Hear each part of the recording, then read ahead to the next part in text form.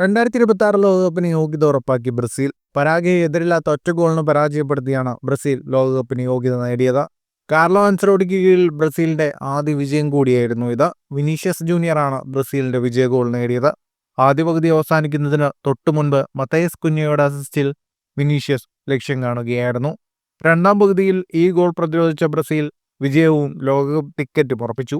ഇതോടെ എല്ലാ ലോകകപ്പിലും കളിക്കുന്ന ഏക ടീമെന്ന റെക്കോർഡും ബ്രസീൽ നിലനിർത്തുകയാണ്. മത്സരത്തിലെ കണക്കുകളിലേക്ക് വരുമ്പോൾ 73% ബോൾ പൊസിഷൻ ബ്രസീലിനായിരുന്നു. 11 ഷോട്ടുകളാണ് ബ്രസീൽ ആകെ തൊടുത്തത്. 4 ഷോട്ട് ഓൺ ടാർഗറ്റ്. 581 പാസുകൾ 85% കൃത്യതയോടെ ബ്രസീൽ പൂർത്തിയാക്കി. 5 ഷോട്ടുകൾ മാത്രമാണ് പരാഗ്വയ്ക്ക് തുറക്കാനായത്. ഒരെണ്ണം മാത്രമായിരുന്നു ഓൺ ടാർഗറ്റിലുണ്ടായിരുന്നത്.